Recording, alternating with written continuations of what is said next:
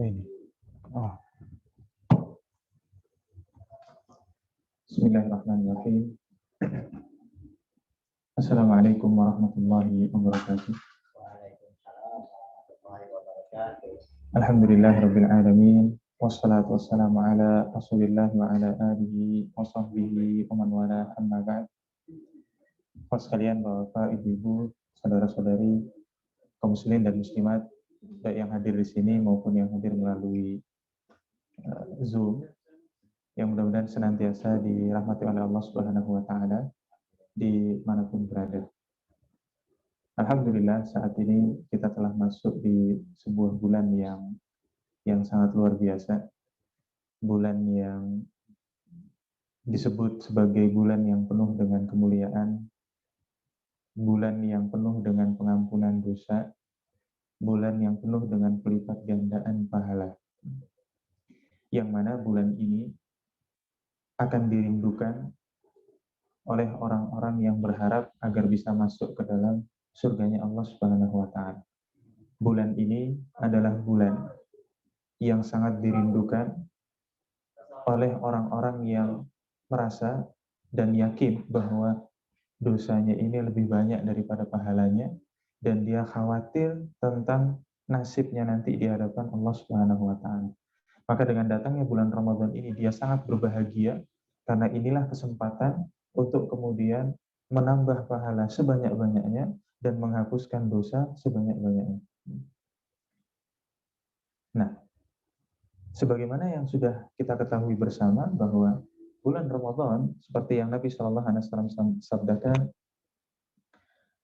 "Man shoma Ramadhana imanan wa ihtisaban," siapa yang berpuasa karena keimanan dan karena mengharapkan, ghufira lahu ma taqaddama min dzambi, maka akan diampuni dosa-dosanya yang terdahulu. Kemudian juga apa?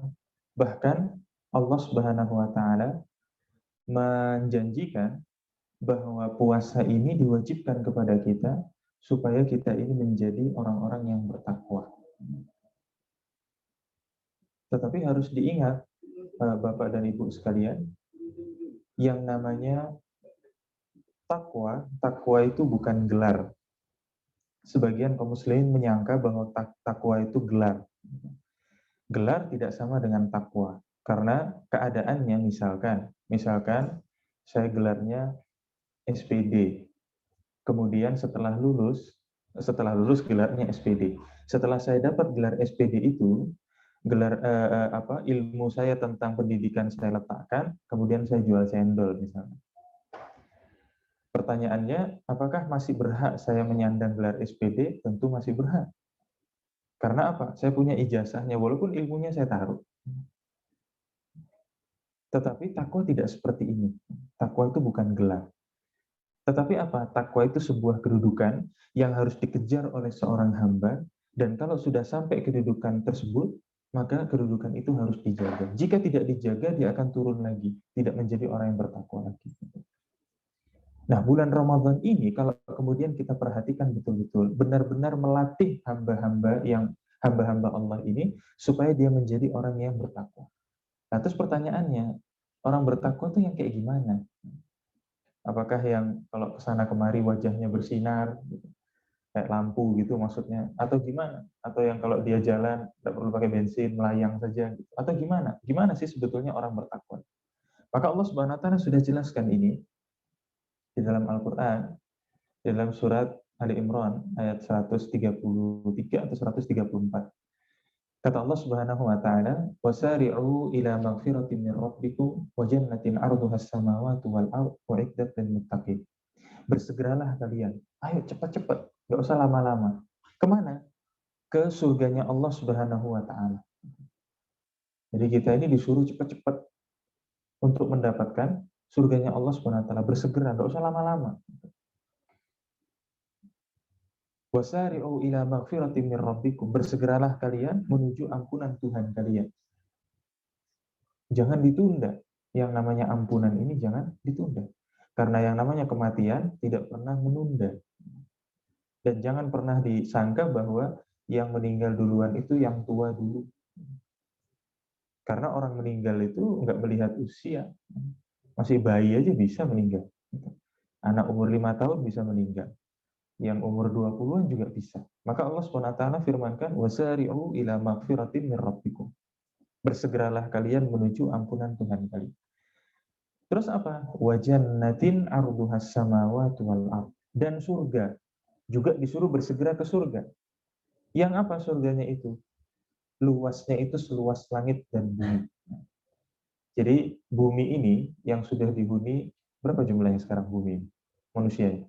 7 miliar ada? Kurang lebih segitu. Kurang lebih segitu, sekitar 7 miliar. Itu pun ternyata tempat kosongnya masih banyak. Di Pontianak ini, tanah kosongnya masih banyak. Sedangkan bagaimana kalau kemudian surga itu seluas langit dan buminya sekalian? Kita nggak pernah tahu luasnya langit itu segimana. Tetapi Allah katakan surga ini seluas langit dan bumi. Maka jangan kemudian berpikir, wah nanti saya kehabisan. Enggak.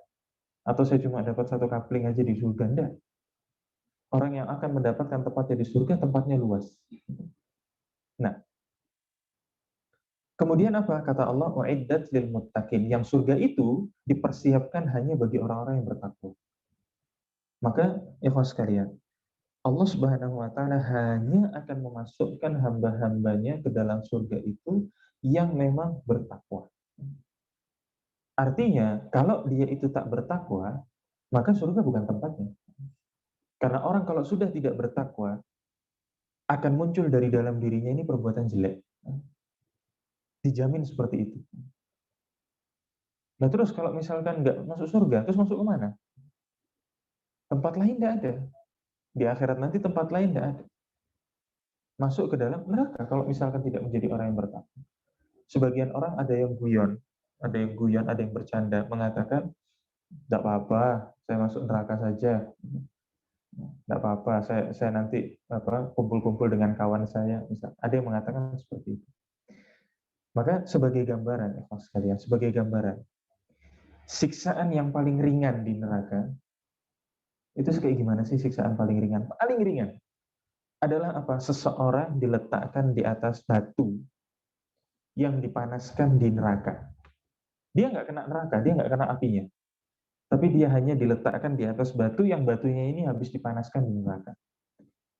Begitu dia letakkan kakinya di situ, otaknya mendidih. Ini siksa yang paling ringan di neraka. Maka jangan pernah bercita-cita untuk kemudian masuk neraka.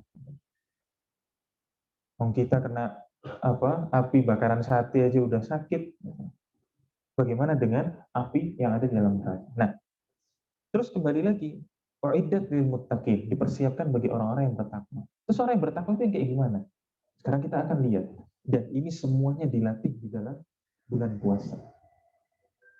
Kata Allah Subhanahu wa taala, "Alladzina yunfikuna fis sarra'i wad dharra." Yang namanya orang bertakwa itu senantiasa menginfakkan hartanya dalam keadaan lapang atau dalam keadaan sempit. Maksudnya apa? Mau duitnya lagi banyak, usahanya lagi lancar, sedekahnya tetap jalan. Mau usahanya lagi sempit, lagi ini, rugi sana, rugi sini, duitnya sedikit, dia tetap bersedekah. Jumlahnya terserah. Yang ditekankan di sini adalah apa? Sifat bersedekahnya. Kalau orang bersedekah itu hanya nunggu ketika sudah sakit, ini bukan ciri orang bertakwa. Kalau orang itu hanya bersedekah ketika dia kaya, bukan ciri orang bertakwa. Karena Allah SWT katakan orang bertakwa itu senantiasa menginfakkan hartanya, mau dalam keadaan lapang atau sempit. Hanya nilainya aja yang berbeda. Kalau lagi lapang mungkin nilainya besar, kalau lagi sempit nilainya kecil. Tetapi apa? Tetap disedekahkan harta. Tetap diinfakkan harta.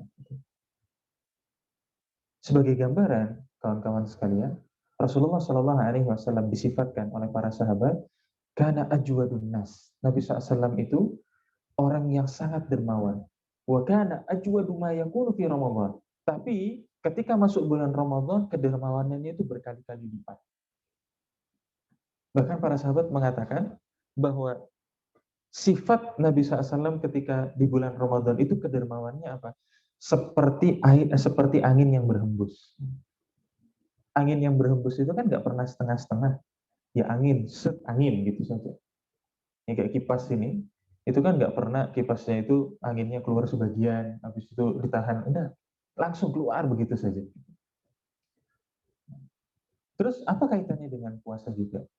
Di dalam ibadah puasa ini, ikhwan sekalian, Allah Subhanahu wa taala melalui lisan nabinya menjanjikan sebuah pahala yang luar biasa bagi orang-orang yang apa? Memberikan makan untuk orang yang berbuka puasa.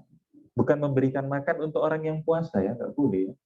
Memberikan makan untuk orang yang puasa. Orangnya kan puasa, masa dikasih makan. Memberikan makan orang yang berbuka puasa. Nabi SAW sabdakan, man aftara sha'imah, siapa yang memberikan makan bagi orang yang berbuka puasa, maka apa? Dia akan mendapatkan pahala seperti yang didapat oleh orang-orang yang berbuka puasa itu. Tanpa mengurangi pahala orang-orang yang berbuka puasa itu. Sehingga misalkan, saya memberi makan orang-orang yang ada di sini. Di sini ada 2, 4, 6, 7. Ada 7 orang misalnya. Saya kasih makanan berbuka puasa. Maka apa? Saya akan dapatkan pahalanya bulan ini, yang kedua, yang ketiga, terus saya dapatkan semuanya pahala. Tanpa mengurangi pahala kawan-kawan yang berbuka puasa. Sekarang bayangkan kalau saya ngasih 10 orang. Bayangkan kalau ngasihnya 30 orang. 30 orang. Kayak-kayaknya kita ini sudah puasa 30 hari. Karena kita dapat pahala dari 30 orang. Bayangkan kalau kita ngasih 100 orang. Maka ini adalah sebuah latihan sebetulnya bagi kita supaya kita ini menjadi orang yang bertakwa, bukan cuma labelnya tok bertakwa, tapi apa? Kualitasnya juga sebagai orang yang bertakwa. Yakni yang senantiasa menginfakkan hartanya mau sempit mau lapang. Di bulan Ramadan ini kita nggak bisa menjamin apakah harta kita ini banyak atau sedikit, kita nggak pernah tahu. Maka diberikan janji keutamaan bisa mendapatkan pahala orang-orang yang berpuasa ini supaya apa? Kita menjadi semangat. Tiap hari kita itu ngasih.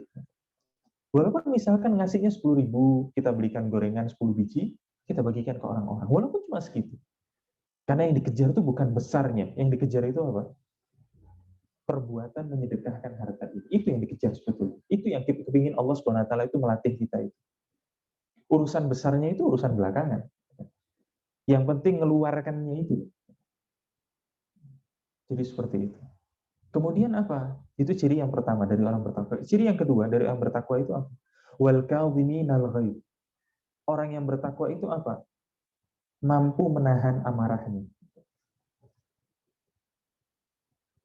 Dan terus, orang yang bertakwa itu tidak boleh marah. Atau orang yang bertakwa tidak bisa marah? Tidak. Orang yang bertakwa bisa marah. Buktinya, orang yang paling bertakwa dari seluruh manusia, Nabi kita Muhammad SAW, apakah pernah marah? Pernah. Tapi apa? Marahnya itu diletakkan di posisinya yang benar. Kapan Nabi SAW marah itu? Nabi SAW akan marah jika ada umatnya, siapapun itu, mau istrinya, mau anaknya, mau sahabat-sahabatnya, mau keluarganya, yang kemudian melanggar syariat Allah Subhanahu wa Ta'ala. Itu baru Nabi SAW marah. Di luar daripada itu, tidak ada Nabi SAW itu marah. Malah hanya disenyumin aja. Sebagai contoh ya, perkara-perkara yang tidak ada kaitannya dengan syariat agama. Nabi SAW pernah naik di atas kendaraan, lalu kemudian ada orang Arab Badui. Apa sih maknanya orang Arab Badui? Orang Arab Badui itu, kawan sekalian, adalah orang-orang atau kelompok orang-orang yang mereka ini tidak punya tempat tinggal yang tetap. Mereka itu akan berpindah-pindah. Pindahnya kemana? Pindah ke tempat yang rumputnya itu bagus dan banyak. Karena mereka itu mata pencaharian cuma satu, beternak. Kalau misalkan di rumput di bagian sini sudah habis, maka mereka akan pindah cari tempat yang lain. Sehingga apa? Mereka akan tinggal jauh dari kota. Makanya biasa disebut orang Arab gunung. Karena memang tinggalnya di daerah sana. Karena dia jauh dari kota, maka dari sisi tata krama kurang, dari sisi keilmuan kurang, jadi kurang. Ketika Nabi SAW lagi naik di atas kendaraan, tiba-tiba ada orang Arab Badui memegang selendangnya Nabi SAW. Kemudian selendangnya itu ditarik, gitu. Ditarik. Di zaman dahulu kain itu nggak sehalus ini, Pak. Karena kalau kain sehalus ini zaman dulu, ini barang mewah. Makanya hanya dimiliki oleh raja-raja. Sehingga apa? Kain zaman dulu itu keras. Kain zaman dulu itu bahannya kasar. Maka karena ditarik seperti itu, kain itu sampai kemudian membekas di lehernya Nabi SAW. Saking kuatnya ditarik sama orang Arab Badui. Nabi di atas ontanya, orangnya itu di bawah. Ditarik-tarik gitu. Sambil dikatakan apa? Ya Muhammad, wahai Muhammad. Ngomongnya pun bukan wahai Nabi, wahai Rasulullah. Enggak. Wahai Muhammad, apa? Berikanlah apa yang telah Allah Subhanahu wa taala berikan kepada dirimu. Kasih apa yang sudah Allah kasih kepada dirimu. Tarik-tarik kayak gitu. Ini kalau orang ini hidup di zaman kita, mungkin sudah nggak ada lagi cerita orang ini. Tapi apa yang Nabi SAW lakukan? Nabi SAW hanya disenyumi aja, cuma disenyumi, kemudian dilepas dikasih. Gitu aja. Padahal ini apa? Menyakiti Nabi SAW. Tapi Nabi nggak marah terus kemudian awas kamu ya, enggak. Ini jadi perbandingan bahwa apa? Keadaan seperti ini nggak pantas kita marah. Nggak usah dimarahi. Kemudian apa? Kapan Nabi SAW marah? Ketika keluarganya atau sahabat-sahabatnya melakukan pelanggaran atau kesalahan-kesalahan dalam agama. Sebagai contoh misalkan gimana? Ketika sahabat Aisyah radhiyallahu anha, ini adalah istri Nabi SAW yang paling beliau cintai. Istri Nabi SAW ini pernah satu ketika menghina istri yang lain. Bagi kawan-kawan ini udah pada nikah semua ya? Yang deretan ini sudah pada nikah? Ada yang sudah, ada yang belum. Bagi yang sudah menikah tentu tahu bahwa wanita ini nggak ada wanita di sini, jadi saya aman ngomong. Ya, tapi nggak tahu yang dengar ini ada apa enggak. Kalau yang dengar kan nggak bisa marah ke saya. Wanita ini adalah makhluk Allah Subhanahu Wa Taala yang unik. Unik. Ketika dia mengekspresikan cintanya, tidak seperti yang kita bayangkan para laki-laki. Wanita ini mengekspresikan cintanya itu terkadang dengan perbuatan-perbuatan yang dipandang mata oleh laki-laki itu aneh. Tapi apa? Itu sebetulnya bentuk dia menyampaikan kepada kita bahwa dia itu cinta dengan kita. Sebagai contoh ya, saya pernah punya kawan ketika saya pernah sekolah di Yaman. Di sana kita tinggal di seperti apa? Ya seperti pondok pesantren gitu modelnya kalau bahasa di sini. Seperti pondok pesantren kita tinggal. Kemudian kalau sudah waktunya ujian, kita pergi ke kampus. Ketika awal-awal dulu saya sempat kuliah di Yaman, tapi nggak lama. Di situ kita sudah janjian dengan kawan-kawan Indonesia, tanggal sekian, hari sekian, jam sekian, kita siap-siap kita mau pergi ke kampus untuk ujian. Maka disepakati. Sampai hari H, kita kumpul semuanya, tinggal satu orang yang kurang. Dan satu orang ini, dia punya istri, dia bawa istri. Kita tunggu, nggak datang-datang. Akhirnya kita datangi rumahnya. Kita ketok rumahnya, dia keluar, pakaiannya belum seperti orang pakaian mau pergi. Nah, kita bilang, ayo Pak, kita udah mau siap-siap, ini bisnya mau berangkat. Maka orangnya mengatakan, saya nggak bisa berangkat. Loh kenapa? Dia bilang, pagi tadi, habis sholat subuh, ketika saya mau bereskan pakaian yang ada dalam lemari, saya buka lemari, baju saya nggak ada. Terus kemana? Bajunya direndam semua sama istrinya. Yang bersih, yang kotor, semua direndam sama istrinya. Jadi tidak ada baju kecuali yang saya pakai sekarang ini. Maka menurut kita itu aneh, tetapi apa? Tetapi itulah bagaimana cara wanita mengekspresikan cintanya. Dia nggak kepingin suaminya ini pergi jauh-jauh dari dirinya. Maka nanti kawan-kawan yang belum menikah ini kalau mendapati tingkah istrinya itu aneh-aneh, maka apa? Itu sebetulnya istrinya itu sedang sayang dengan dia.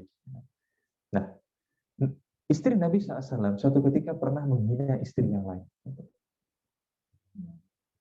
Jadi Nabi SAW itu punya seorang istri yang namanya Sofiyah binti Huyai. Dia ini adalah keturunan dari Bani Israel. Dan disebutkan bahwa apa? Sofiyah binti Huyai ini memiliki paras yang cantik. Maka apa? Sahabat Aisyah radhiyallahu anha kemudian satu ketika pernah menghina istri Nabi SAW itu. Maka apa? Ketika mendengar hal seperti itu, Nabi SAW marah. Mengatakan kepada istri, wahai Aisyah, seandainya kalimatmu itu dicelupkan ke dalam laut, kalimat hinaanmu itu dicelupkan ke dalam laut, maka apa? Niscaya laut itu akan berubah warnanya. Bukan berubah warnanya, berubah rasanya. Niscaya laut itu akan berubah rasanya. Apa yang diucapkan oleh sahabat Aisyah?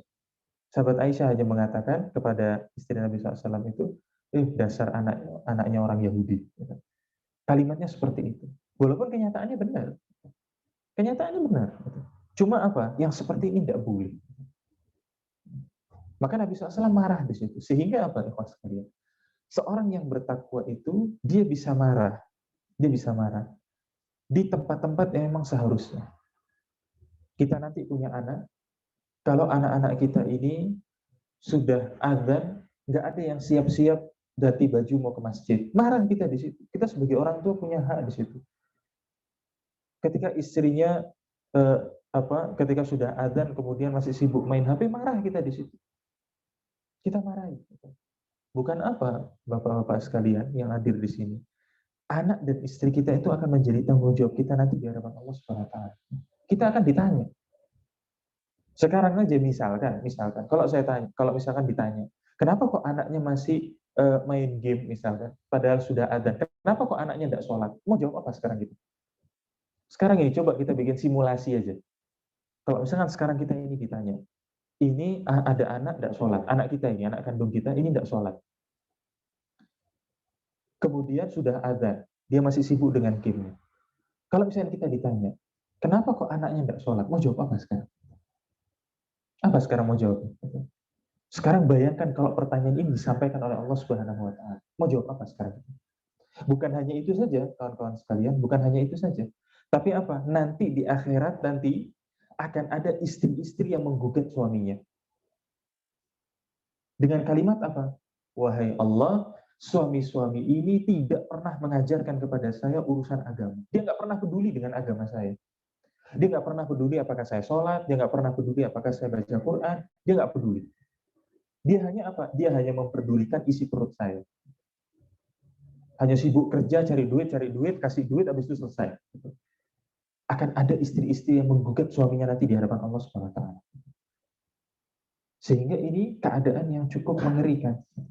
Maka apa, kawan-kawan sekalian, hendaknya menempatkan marah di tempatnya. Sebagai apa? Sebagai tanggung jawab kita nanti. Ketika kita nanti ditanya oleh Allah Subhanahu wa taala, enak kita jawabnya.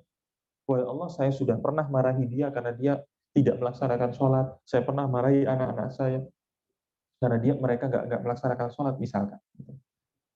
Sehingga enak kita jawabnya. Maka kembali ke permasalahan ciri orang bertakwa. Yang pertama tadi senantiasa menginfakkan hartanya, baik sempit maupun lapang. Kemudian yang kedua, menahan amarah. Kemudian yang ketiga apa? Wal afina 'anil nas. Kemudian apa? Mudah memaafkan orang lain.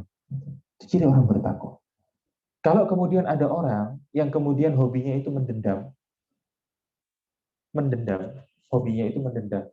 Kalau ada orang yang buat salah sama dia itu lama dia maafkannya, itu bukan ciri orang bertakwa. Kan ciri orang bertakwa. Tapi apa? Ciri orang bertakwa itu mudah maafkan orang lain. Ada orang bikin salah dengan dia mudah maafkan. Itu ciri orang bertakwa. Sekali lagi, itu kemudian apa? Diajarkan atau diperintah kita di dalam bulan puasa ini. Kemudian apa? Terus pertanyaannya, apakah orang yang bertakwa ini akan melakukan dosa atau enggak bakal melakukan dosa sama sekali? Misalnya? Ternyata enggak. Allah Subhanahu wa taala melanjutkan di ayat berikutnya apa? Walladzina idza fa'alu fahishatan aw zalamu anfusahum. Orang bertakwa itu kalau mereka melaksanakan perbuatan dosa atau mendolimi diri mereka sendiri. Artinya apa? Allah Subhanahu wa taala tahu orang bertakwa pun bisa melaksanakan dosa. Orang bertakwa pun tidak akan selamat dari dosa. Lalu terus bedanya apa dengan yang tak bertakwa kalau melaksanakan dosa? Kata Allah Subhanahu wa taala apa? Awzalamu anfusahum dzakarullah. Orang bertakwa itu kalau melaksanakan dosa, menggolimi diri mereka sendiri, maka mereka akan ingat kepada Allah. Sadar kalau ini tuh sebuah kesalahan.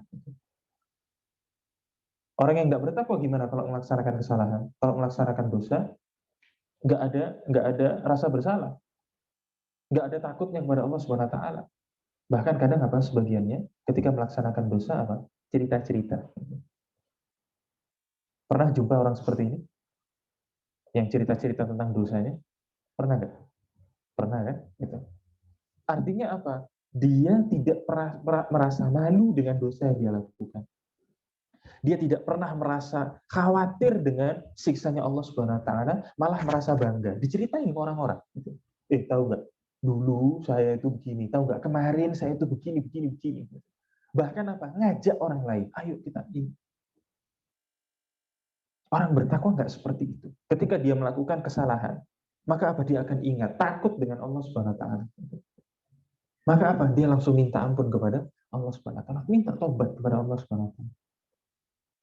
Artinya manusia yang bertakwa itu bisa melakukan dosa, tapi bedanya apa? Kalau dia melaksanakan dosa, maka dia akan ingat kepada Allah Subhanahu Wa Taala. Dan kawan-kawan sekalian, yang namanya dosa ini, kalau kemudian kita cerita-ceritakan, kita punya hobi untuk menceritakan dosa kita, maka Allah Subhanahu Wa Taala akan membuka aib-aib kita nanti di hadapan seluruh manusia di padang mahsyar nanti. Jadi ini bukan hal yang sembarangan. Kalau Bapak mau sih nggak masalah. Sekarang kalau misalkan Bapak ini kan kita semua punya aib, semua dari kita ini punya aib yang nggak mau orang lain itu tahu. Terus kemudian saya tahu nih, terus saya siarkan nih lewat online ini. Tahu nggak, Fulan ini dia tuh begini, begini, begini. Atau saya siarkan di televisi, misalnya biasa tuh Indonesia Tahu. Kira-kira gimana? Malunya luar biasa. Sekarang bayangkan aib kita ditampakkan oleh Allah Subhanahu Wa Taala di depan seluruh manusia yang pernah hidup di muka bumi. Kenapa? Karena orang ini tidak pernah berusaha untuk menutupi dosa-dosanya. Malah dicerita-ceritai. Sehingga kalau kita lihat kawan-kawan sekalian, orang-orang bertakwa itu apa? Tadi memaafkan, menginfakkan hartanya dalam keadaan sempit atau lapang, menahan amarahnya, mudah memaafkan orang lain, dan kalau mereka melakukan dosa, maka apa? Mereka segera ingat kepada Allah SWT. Terus kemudian apa? Tadi juga disebutkan bahwa orang yang berpuasa akan diampuni dosa-dosa yang terlalu dan sebagainya. Cuma pertanyaannya, kawan-kawan sekalian, kenapa kok kemudian, dan ini kita bisa tanya kepada diri kita sendiri, kenapa kok kemudian berkali-kali bulan Ramadan lewat, tapi ciri yang tadi disampaikan kok tidak ada ya di diri saya? Kan kita ini hidup sudah cukup lama. Di sini, ini rata-rata umur berapa ini? Yang di sebelah sini? Umur berapa? Kalau yang di sini senior. Kalau yang di sini 19, 20, ya. Kira-kira 18 gitu. Katakanlah balik itu umur 12 tahun. Katakanlah gitu. Sekarang umur 20. Maka apa? Paling enggak kan sudah 8 kali Ramadan kita ini. Sudah 8 kali. Apalagi yang umurnya 30, apalagi yang umurnya 40. Kan sudah banyak Ramadan. Pertanyaannya sekarang coba tanya ke kita sendiri. Ngaca aja sendiri. Sifat yang tadi disebutkan, 4 tadi sifat itu, ada nggak sekarang di diri kita? Kalau tidak ada, pertanyaan besar. Loh kenapa kok bisa tidak ada? Kan katanya Allah Subhanahu Wa Taala mewajibkan puasa ini supaya jadi orang bertakwa. Sekarang kenapa kok enggak? Apa Al-Qur'annya yang salah? Ya tidak mungkin Al-Qur'annya salah. Berarti yang salah diri kita. Sekarang pertanyaannya, kenapa kok bisa seperti itu? Hal ini kawan-kawan sekalian pernah disampaikan oleh Nabi Shallallahu Alaihi Wasallam. Apa? Nabi Shallallahu Alaihi Wasallam sabdakan, "Kam min sa'imin laisa lahu min siyamihi illal ju'." Betapa banyak orang yang melaksanakan puasa tidak mendapatkan apa-apa dari puasanya kecuali hanya rasa lapar. Jadi dia puasa sama kayak puasanya orang-orang. Cuma apa? Dia nggak dapat apa-apa dari puasanya. Udah lupain semua cerita pengampunan dosa, surga, ini. Terus lupain semuanya itu. Karena dia nggak bakal dapat apa-apa kecuali rasa laparnya toh. Ini sebuah keadaan yang cukup mengkhawatirkan. Sekali lagi, bagi orang-orang yang betul-betul mengharapkan balasan pahala di dalam bulan Ramadan. Karena begini, saya buat contoh sederhana misalkan. Ini saya tanya yang di sini aja. Misalkan kawan-kawan sekalian bekerja. Di sini kerja semuanya? Udah kerja ya? Ada yang kerja di mana ini? Kawan-kawan yang di sini. Nah, kerja di mana? Kerja di mana? Masnya ini kerja di mana? Di hotel, misalkan. Yang lain, ada lagi? Sama. Sekarang saya tanya, kenapa kok kerja di hotel? Apa sih yang diharapkan dari kerja di hotel? Apa? Apa? Hah? Uang. Penghasilan. Pasti kayak gitu. Semua yang kerja ini, yang dagang, yang ini, kalau ditanya, apa sih yang diharapkan dari kerjaannya? Ya duit. Ya penghasilan, kan gitu. Itu kan yang diharapkan. Gitu. Coba sekarang bayangkan, misalkan mas-masnya ini, kerja di hotel, kemudian kalau gajian awal bulan atau akhir bulan? Akhir bulan. Begitu akhir bulan, bosnya bilang, gaji kamu udah ada. Gimana rasanya kira-kira? Kecewa lah. Saya sudah datang pagi-pagi, saya capek kerja ini, ngangkut itu, bersihkan sana, bersihkan ini, gajinya udah ada. Padahal itu yang kita harapkan. Sekarang Ramadan, keadaannya itu begitu. Kita ketika masuk bulan Ramadan kan mengharapkan pahala, mengharapkan penghapusan dosa, supaya menjadi orang bertakwa, supaya masuk surga. Ternyata habis bulan Ramadan, nggak ada itu. Kan ngeri kayak gitu. Kita udah capek luar biasa. Capek loh, kita Ramadan ini capek. Apalagi kawan-kawan yang kerjanya kalau dalam hotel sih lumayan lah, masih ada AC. Kalau kawan-kawan yang di luar. Ini di rumah saya lagi ada mengerjakan saluran air itu. Saluran pipa pembuangan air. Itu dia nyemen, dia ngaduk, dia ini puasa-puasa itu orang. Kadang kena matahari, kemarin hujan kehujanan. Puasa-puasa itu. Itu lebih lagi gitu. Terus kemudian apa? Di akhir bulan Ramadan tak dapat apa-apa. Mending kalau kita bisa dikasih tahu di dunia ini bahwa kamu nggak dapat apa-apa dari puasamu. Mending kita bisa dikasih tahu kayak gitu. Masalahnya sekarang buku catatan amalnya kita nggak bisa lihat. Nanti baru akan dibuka nanti di akhirat nanti. Di hari ketika kita sudah nggak bisa memperbaiki lagi, udah nggak bisa remedial. Apa yang ada di situ ya itu yang akan dipertanggungjawabkan. Kan ngeri kayak gitu. Dan yang lebih mengerikan apa? Nabi SAW mengatakan yang seperti ini, yang puasa nggak dapat apa-apa dari puasanya kecuali hanya rasa lapar, yang seperti ini banyak. Itu yang lebih mengerikan. Maka sekarang pertanyaannya, kok bisa ada orang puasa itu? Maka kita mau cari dulu sebabnya, baru kemudian kita kasih solusi. Maka sebabnya apa sih? Mungkin saja. Sebabnya adalah apa? Karena kesalahpahaman kaum muslimin di dalam memahami pengertian puasa. Kalau misalkan dulu ketika kita SD, diajari sama guru-guru kita, apa sih puasa itu? Apa yang namanya puasa? Puasa itu tak makan, tak minum, dari terbit fajar sampai terbenam matahari. Gitu kan pengertiannya? Kayak gitu. Ternyata pengertian seperti ini sudah disalahkan oleh Nabi SAW. Pengertian ini tidak lengkap. Karena kalau hanya sekedar tidak makan dan tidak minum, apa yang terjadi? Orang-orang hanya akan mencari segala macam cara supaya bisa mencari cara melakukan kegiatan apapun, yang penting tidak makan dan tidak minumnya tidak terasa. Maka apa yang terjadi? Ada orang yang menghabiskan puasanya tidur. Tidur mulai dari habis subuh sampai zuhur tidur. Sudah kayak orang mati. Nanti habis zuhur tidur lagi. Dihabiskan waktunya untuk tidur. Ada juga yang menghabiskan waktunya untuk bermain HP, bermain game. Karena apa? Dia menyangka bahwa puasa itu yang penting tidak makan, yang penting tidak minum. Selesai. Maka saya akan cari cara supaya saya itu tidak terasa. Jadi kayak gitu. Maka apa? Yang seperti ini kawan-kawan sekalian adalah orang-orang yang memang sebetulnya tidak mengharapkan pahala puasa dan menjadikan puasa itu hanya sebagai beban. Dan ternyata yang seperti ini banyak.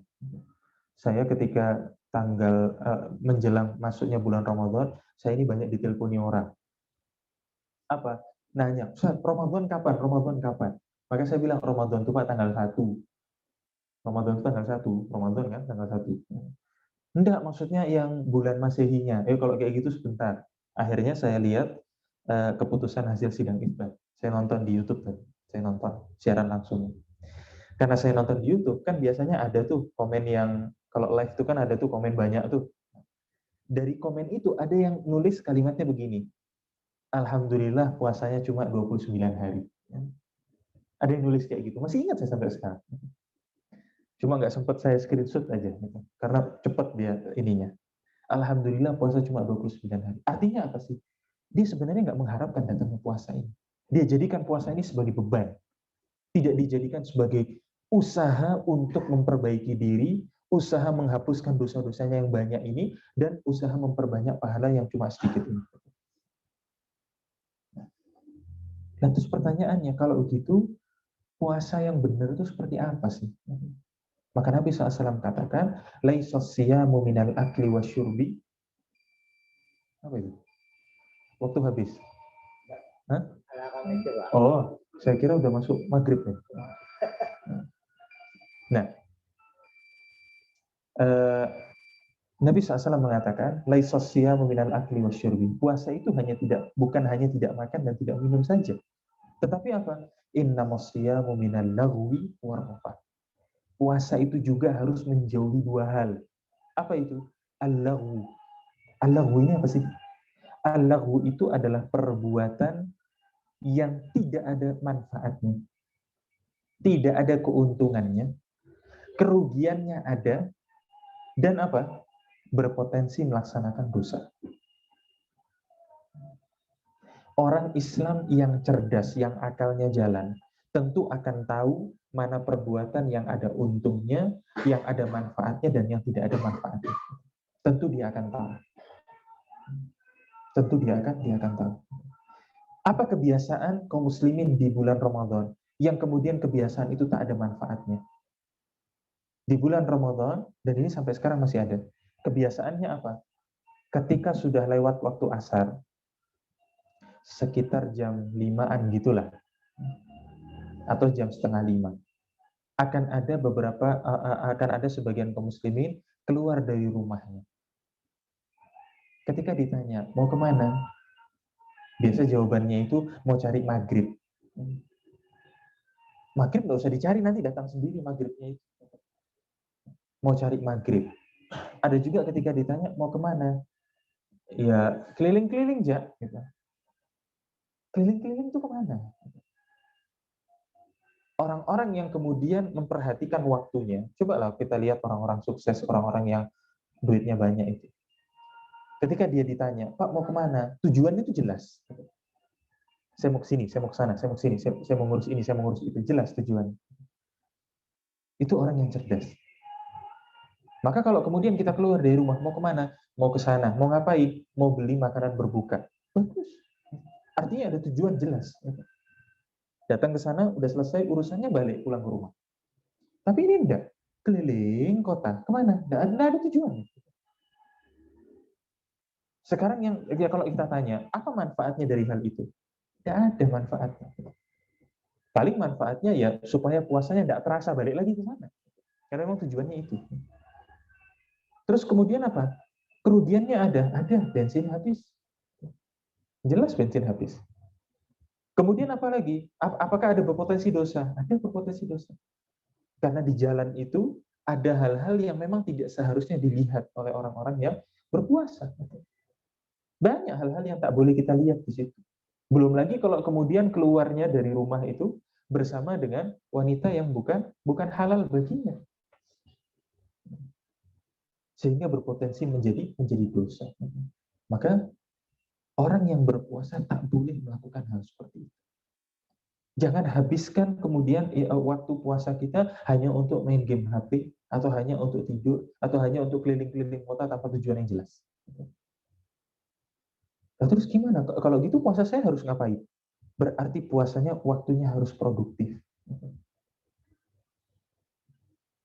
Maka gimana? Kalau misalkan yang masih bekerja di bulan puasa, silakan pergi bekerja. Karena pekerjaan itu ada manfaat. Bagi yang masih sekolah, silakan sekolah. Yang kuliah, silakan kuliah. Karena di situ ada manfaatnya. Pulang capek, istirahat, tidur. Karena itu ada manfaat. Di sela-sela senggang kita, apa? Perbanyak dengan baca Quran. Perbanyak dengan baca Al-Quran. Karena di situ ada manfaatnya. Di sela-sela waktu senggang kita, perbanyak dengan zikir. Perbanyak dengan istighfar. Rasulullah Shallallahu Alaihi Wasallam pernah mengatakan, Wallahi inni la astaghfirullah wa atubu ilaih akthar min sab'ina marrah. Demi Allah, kata Nabi SAW, sesungguhnya aku dalam satu hari, beristighfar dan bertobat kepada Allah lebih daripada 70 kali.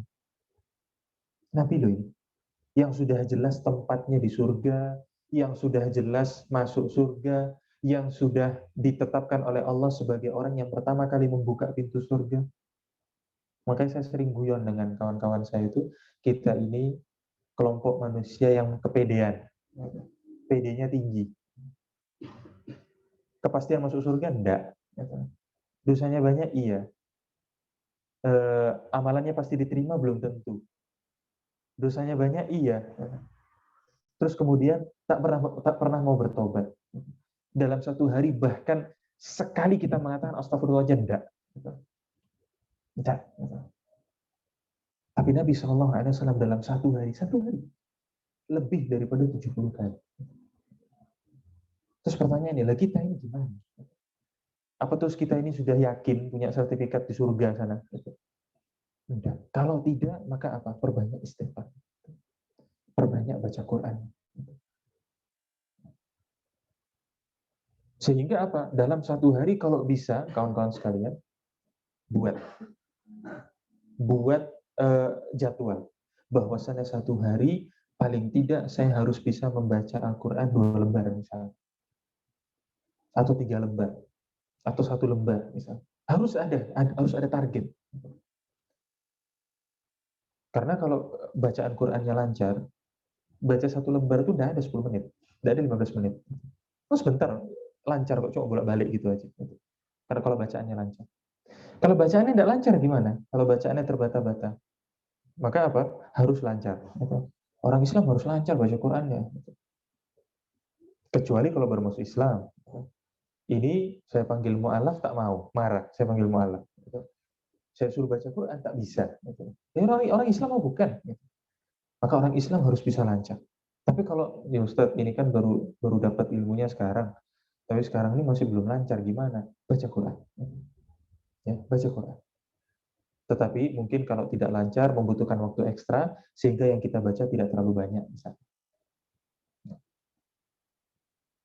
Sehingga apa? Waktu kita itu produktif. Maka kesalahan pertama yang dilakukan oleh orang yang berpuasa, yang membuat pahala puasanya itu hangus adalah apa? Tadi, perbuatan sia-sia. Kemudian yang kedua apa? Warrofah. Orang yang berpuasa juga harus menjauhi perbuatan rofah. Rofah itu apa sih? Rofah ini adalah perbuatan tidak senonoh yang terdiri dari perkataan yang jorok, kalimat-kalimat makian, kalimat-kalimat yang tak pantas, atau isyarat-isyarat yang tak pantas. Itu namanya rofah. Sehingga orang yang berpuasa itu bukan hanya menjaga waktunya, dia juga menjaga mulutnya dan menjaga perbuatan. Nah, kemudian Nabi SAW mengatakan lagi apa? Fa insa baga ahadun. Kalau ada orang yang memaki kamu, au jahila alaik, atau ada orang yang melakukan kebodohan kepadamu. Terserah melakukan kebodohan itu ngajak kelahi kah, memaki kita kah, ngusilin kita kah, pokoknya apapun lah. Apapun, pokoknya itu perbuatan kebodohan. Maka Nabi SAW katakan apa? Kul, katakan kepada orang tersebut, inni shaim. Saya adalah orang yang sedang berpuasa, saya adalah orang yang sedang berpuasa. Apa sih maknanya itu? Maksudnya Nabi SAW sampaikan bahwa apa? Saya adalah orang yang berpuasa yang tak pantas dan tidak boleh melakukan perbuatan yang barusan Anda lakukan. Jadi seperti itu. Kemudian apalagi yang harus dijauhi oleh orang yang berpuasa itu? Yang harus dijauhi oleh orang yang berpuasa adalah apa? Perbuatan dusta, bohong. Nabi Shallallahu Alaihi Wasallam sabdakan, "Man lam yada qaula zuri wal amala bihi." Siapa yang tidak bisa meninggalkan perkataan dusta dan apa? Perbuatan yang mengandung kedustaan. Jadi apakah perkataannya dusta atau perkataan yang mengandung kedustaan? Maka apa? Falaisa lillahi hajah. Allah tak butuh dengan apa? Fi an yada'a ta'amahu wa syarabah. Ketika dia itu meninggalkan makan dan minumnya. Allah udah tidak butuh lagi. Artinya apa? Dia puasa. Puasanya sah. Tapi dapat pahala enggak? Sehingga kawan-kawan sekalian, di antara ciri puasa Ramadan yang diterima adalah orang tersebut menjadi orang yang bertakwa. Iya, kita nggak pernah tahu apakah amalan kita diterima atau tidak. Tapi cirinya itu nampak. Cirinya itu nampak jelas. Sebagaimana sholat, gimana caranya kita tahu kalau sholat kita itu diterima? Gimana? Dilihat dari ciri-cirinya. Apa ciri-cirinya? Allah Subhanahu wa taala berfirman, biasanya itu tulisannya ada di masjid-masjid, biasa ditulis. Apa itu? Kata Allah, "Innas salata tanha 'anil fahsya'i wal munkar." Sesungguhnya salat itu mencegah pelakunya dari perbuatan keji dan munkar. Artinya apa? Allah jamin orang yang sholat akan terbebas atau akan terjauhkan dirinya dari perbuatan keji dan munkar. Sekarang kita tanya pada diri kita sendiri. Kita jauh-jauh nggak dari dosa? Bukan berarti nggak melakukan dosa, bukan. Tapi kita ini lebih jauh dari perbuatan kebaikan, apa lebih jauh dari perbuatan dosa? Tanyakan sendiri kepada diri. Apakah dosa yang kita lakukan sebelum sholat, masih kita ulang lagi setelah sholat? Coba tanyakan kepada diri kita. Kalau iya, itu tanda-tanda bahwa sholat kita memang nggak diterima. Kenapa kok sholat saya nggak diterima? Banyak kesalahan. Mungkin dari niatnya yang tak betul. Gimana niat yang tak betul itu? Ada orang niat, ada orang sholat, niatnya itu supaya bisa melakukan dosa. Gimana itu?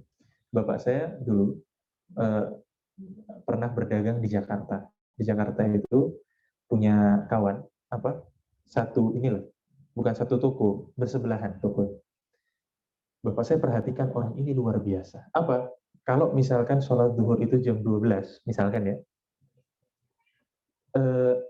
jam setengah 12 masih ada orang yang beli di toko dia, diusir. Disuruh ke toko yang lain aja. Kenapa? Karena dia mau siap-siap sholat. Gak pernah tinggal, gak pernah masbuk sholatnya. Gak pernah. Selalu paling awal. Karena apa? Setengah 12 dia udah tutup, udah siap-siap. Gak pernah tinggal sholat. Menakjubkan ya, menakjubkan. Tapi yang lebih menakjubkan lagi apa? Ibadah puasa tak pernah mau. Tidak pernah puasa. Menikah gak pernah mau. Sibuk melakukan perzinahan. Kalau sarapan, sarapannya itu bir. Kalau beli bir itu udah nggak pakai 1-2 botol lagi. Belinya pakai apa? Hah? Belinya pakai? Kok tahu? Kok tahu? Saya aja nggak tahu. Belinya itu pakai kotaan, pakai peti. Belinya itu pakai peti. Maka bapak saya heran. Kok bisa sih ini orang sholatnya nggak pernah ditinggal? Tapi Ramadan nggak pernah mau, zakat apalagi. Dosa terus, minumnya bir. Kok begini orang? Maka bapak saya tanya. Bapak saya tanya, kenapa kok ente kok kayak gini? Ente kan sholatnya bagus, kenapa kok yang lain enggak? Maka dia bilang, oh ente belum banyak belajar agamanya. Dia bilang kayak gitu. Belum banyak, katanya ini ada dalilnya. Apa dalilnya? Menurut dia, bahwa apa? Allah Subhanahu wa taala nanti melihat kalau ada seorang hamba sholatnya bagus, Allah tak lagi lihat amalan yang lain. Jadi dia melaksanakan sholat, niatnya adalah apa? Supaya bisa melakukan dosa yang lain. Yang kayak gini, sholatnya diterima enggak? Enggak. Yang sebelumnya, sebelum sholat, judi. Setelah sholat, masih diulang lagi judinya. Berarti sholatnya enggak benar. Ini kalau dia melaksanakan sholat. Bayangkan kalau dia enggak sholat. Mau kayak apa lagi sifatnya? Sehingga tidak akan mungkin ada orang yang kemudian jadi baik tanpa melaksanakan sholat. Itu enggak mungkin. Enggak mungkin. Mungkin dari luarnya kelihatannya baik, tapi di dalamnya kita nggak tahu. Nah, sehingga apa? Ramadan kita mesti kita jaga. Ikhwas sekalian, kita nggak pernah tahu apakah Ramadan tahun yang akan datang itu kita akan berjumpa, itu nggak tahu. Betapa banyak sih kemudian kawan-kawan kita yang mungkin ada dalam satu grup WA, yang mungkin ada dalam angkatan sekolah kita, yang mungkin itu tetangga kanan dan kiri, yang sekarang masih sehat tiba-tiba habis itu besoknya meninggal. Sering loh, saya sering dengar kalimatnya, kemarin saya baru aja ketemu, kemarin baru aja begini. Terus tiba-tiba udah meninggal gitu aja. Nggak sempat berpamitan, nggak sempat ngomong, nggak sempat ini. Padahal mungkin dia juga sama-sama menyangka bahwa apa umurnya masih panjang. Maka sekarang apa jaminan kita? Nggak ada jaminannya, nggak ada. Apa jaminan hari ini kita masih akan berjumpa dengan waktu buka puasa? Apa jaminan? Nggak ada jaminan. Nggak ada jaminan. Maka apa? Semaksimal mungkin kita usahakan. Jaga pahala ibadah puasa kita, jangan sampai kemudian rusak. Kemudian satu lagi, mungkin ini yang terakhir, bahwa apa saya sampaikan kepada kawan-kawan sekalian, jangan sampai orang yang berpuasa meninggalkan ibadah sholat tarawih. Jangan sampai. Usahakan betul-betul. Usahakan betul-betul. Kalau masih ada alasan yang masih bisa ditunda-tunda, tunda dulu. Kenapa? Ada pahala besar sekali yang Allah siapkan di sholat tersebut. Apa itu? Nabi Shallallahu Alaihi Wasallam sabdakan, Inna rajula idza shalla ma'al imami hatta yansarif husiba lahu qiyamul lailatin. Siapa saja yang melaksanakan sholat yang kita sebut sholat tarawih bersama dengan imam, berarti sholat berjamaah. Hatta yansarif, sampai selesai dari sholat imamnya. Artinya sampai selesai pokoknya. Jadi nggak diputus di tengah jalan. Maka apa? Husiba lahu qiyamul lailatin. Dia akan dicatat atau dihitung seperti orang yang melaksanakan sholat semalam suntuk. Kita sholat tarawih itu paling berapa lama sih? Ada 1 jam? Hah? 2 jam? Ada 2 jam? Hah? Kalau ada masjid yang sholat tarawihnya 2 jam, itu besok udah sepi. Dan ada lagi yang mau sholat di situ. Paling lama 1 jam. Ya. Saya belum dapati, kalau yang umum ya, kalau di pondok-pondok biasa panjang-panjang. Tapi kalau tempat-tempat umum, saya belum dapati lebih dari yang 1 jam. Belum, saya dapati belum. Nah, artinya kita hanya melaksanakan sholat segitu aja. Tapi di catatan amal kita seperti orang yang sholatnya terus nggak tidur-tidur sampai subuh. Maka ini kesempatan yang besar. Sekali lagi, jika memang benar kita ini merindukan bulan Ramadan, apa? Merindukan pengampunan dosa dan berlipat gandaan pahala. Karena yang begini ini nggak ada di luar bulan Ramadan. Nggak ada lagi di luar bulan Ramadan. Ya. Sehingga betul-betul dijaga yang seperti itu. Maka jangan sampai kemudian kita meninggalkan ibadah sholat tarawih. Karena saya sudah mulai lihat nih, masjid-masjid sudah mulai sepi. Sudah mulai banyak kemajuan. Softnya maju maksudnya. Yang dulunya itu sampai keluar-keluar, sekarang jadi mulai setengah. Udah mulai ini. Padahal orangnya ya ada di rumah-rumahnya ada. Tapi tidak tahu kenapa tidak melaksanakan ibadah tersebut. Ya. Nah jadi seperti itu kawan-kawan sekalian. Itu di antara sebab-sebab yang membuat pahala puasa kita ini rusak. Ya. Dan solusi bagaimana kemudian kita bisa menjaga keutuhan ibadah puasa kita. Maka sampai di sini pembahasan kita. Dan kalau ada di dalam penyampaian tadi hal-hal yang ingin ditanyakan atau ada hal yang ingin didiskusikan terkait dengan masalah tadi yang tadi kita bahas atau di luar masalah tadi, silakan kalau ada. Saya tidak tahu sistemnya gimana, yang online gimana, yang hadir di sini gimana, silakan aja kalau ada yang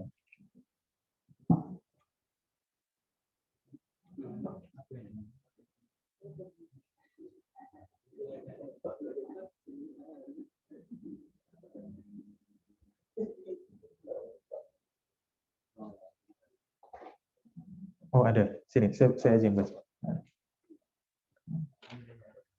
Atau ada yang mau langsung sambil nunggu misalnya? Ya, naik gaji. Ya harus kerja dulu dengan naik.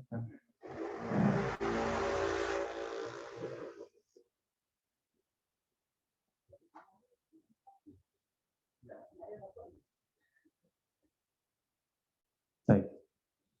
Di sini ada pertanyaan. Jika seseorang sudah melaksanakan sholat witir setelah tarawih, maksudnya sudah selesai dari sholat tarawih, apakah setelah itu melakukan sholat tahajud lagi? Dan kalau iya, apakah ditutup lagi dengan sholat witir atau tidak? Ini pertanyaan sederhana, tapi kalau biasa saya bahas di pengajian atau di kajian-kajian di masjid ini bisa 2 pertemuan pembahasannya. Jadi luas pembahasan. Pembahasan ini saya ringkas saja. Adalah apa? Pertanyaan seperti ini muncul dari pertanyaan apakah sholat tarawih dengan sholat tahajud itu ibadah yang sama atau beda? Yang mengatakan beda, maka apa? Setelah sholat tarawih, mesti sholat tahajud lagi. Karena beda kan? Ketika ditanya, kenapa kok beda? Ya namanya beda. Namanya juga beda. Yang ini T pakai tarawih, kemudian yang itu T juga ya, sama-sama T. Yang itu tarawih, yang ini tahajud. Kemudian yang ini dilakukan di awal malam. Kalau tahajud dilakukan di akhir malam.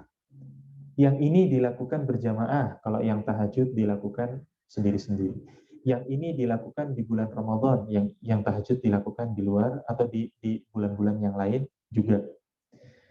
Itu di antara alasannya.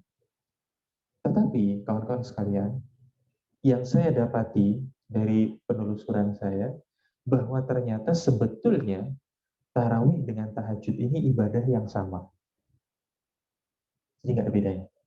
Satu, ketika dikatakan bahwa tarawih ini namanya beda dengan tahajud, maka harus diingat nama tarawih, nama ini tarawih ini di dalam hadits Nabi atau di zaman Nabi tidak dikenal. Nama ini tidak ada. Nama sholat ini tidak ada. Nama sholat ini baru muncul di zaman tabi'in. Kenapa kok disebut tarawih?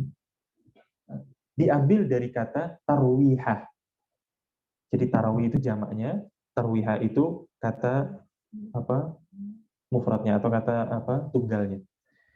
Maknanya apa? Yang banyak istirahatnya. Jadi sholat yang banyak istirahatnya. Makanya kalau sholat tarawih itu ngebut, itu nggak pas dengan namanya. Nggak pas dengan namanya. Karena yang namanya sholat tarawih itu banyak istirahat. Terus kenapa kok kemudian dikatakan seperti itu di dalam kitab Lisanul Arab? Lisanul Arab itu seperti kamus bahasa Arab diartikan dengan bahasa Arab. Di situ dijelaskan kenapa kok disebut dengan tarawih. Karena para ulama zaman dahulu ketika melaksanakan sholat tarawih di Masjidil Haram dulu itu melaksanakan 2 rakaat salam. Setelah itu mereka duduk-duduk, sebagiannya ada yang tawaf. Setelah selesai dari itu, lanjut lagi 2 rakaat berikutnya. Nanti gitu lagi, lanjut lagi 2 rakaat berikutnya. Jadi banyak istirahatnya. Makanya disebut dengan tarawih. Disebut seperti itu. Itu satu. Yang kedua, jika dikatakan bahwa itu dikerjakan di awal malam, sedangkan tahajud harus dikerjakan di akhir malam, maka yang seperti ini tidak tepat. Kenapa? Sahabat Abu Bakar dengan sahabat Umar pernah berdiskusi berdua. Sahabat Umar mengatakan sholat tahajud itu harus dilakukan di malam hari. Sahabat Abu Bakar bilang enggak. Sahabat Abu Bakar mengatakan sholat tahajud itu boleh dilakukan di awal malam setelah sholat Isya. Maka dua-duanya mendatangi Nabi SAW. Ternyata apa? Dua-duanya dibenarkan oleh Nabi SAW. Artinya apa? Seseorang bisa saja melaksanakan sholat tahajud setelah sholat Isya. Bisa. Karena dua-duanya dibenarkan. Makanya Nabi SAW puji sahabat Abu Bakar, Nabi SAW juga puji sahabat Umar. Dua-duanya dibenerin. Tidak ada yang kemudian dikatakan ini yang paling baik, tidak ada. Dua-duanya dibenerin. Nah, Yang kedua. Kemudian yang ketiga, saya dapati dalil bahwa apa? Dengan dalil ini menunjukkan bahwa Nabi Shallallahu Alaihi Wasallam tidak melaksanakan sholat tahajud lagi setelah sholat tarawih. Di dalam sebuah hadis yang disampaikan oleh sahabat Abu Dzar yang diriwayatkan oleh Imam Muslim dalam kitab Sahihnya, bahwasannya apa? Sahabat Abu Dzar ini cerita tentang sholat tarawihnya Nabi SAW. Hadisnya panjang, saya ringkas saja. Sahabat Abu Dzar mengatakan di malam ke-27, jadi Ramadan sisa 3 hari, malam ke-27, maka apa?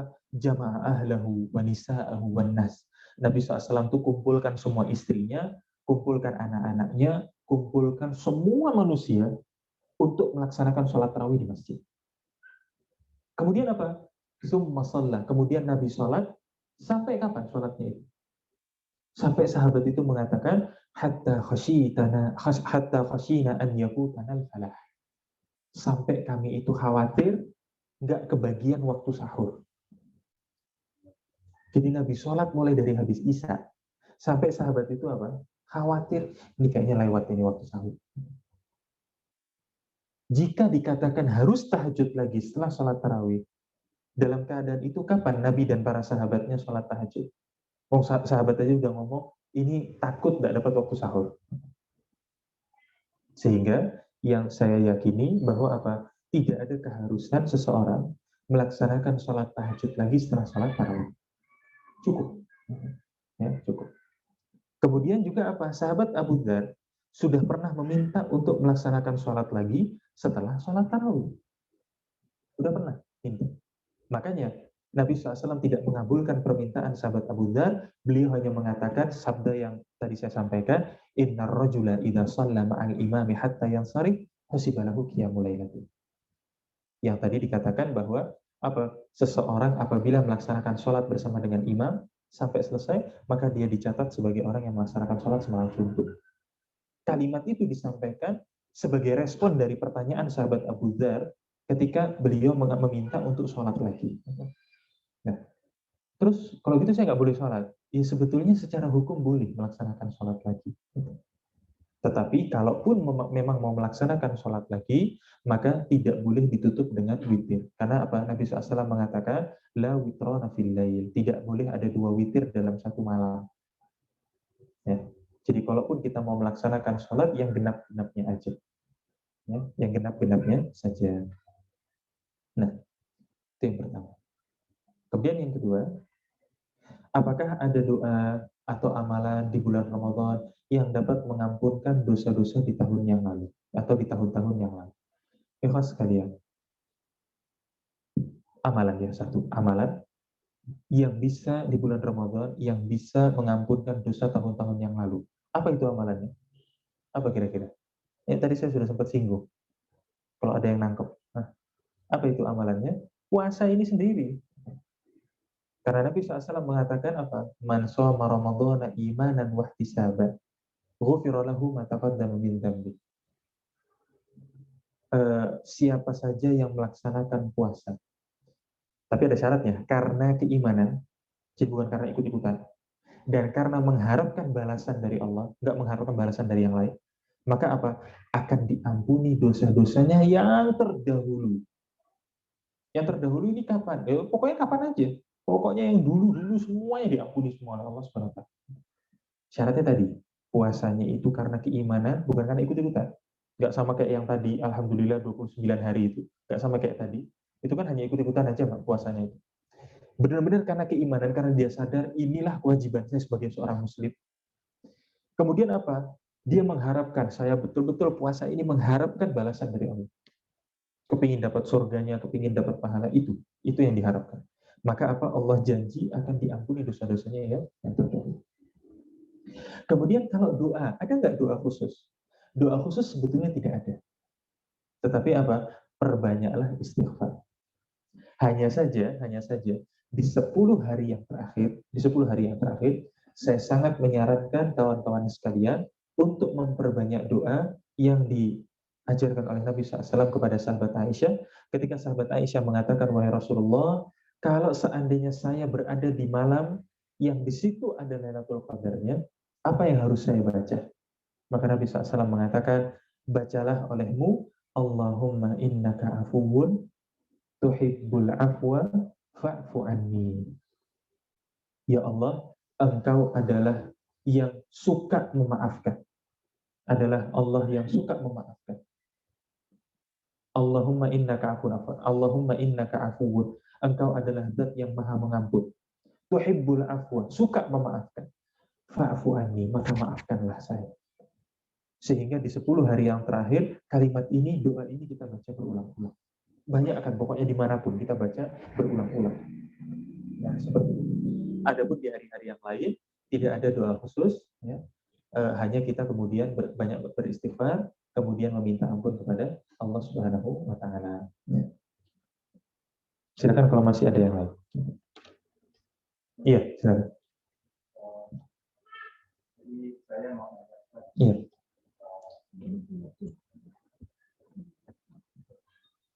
Boleh nggak ya kalau misalnya kita kan pengen taat sama Allah. Iya.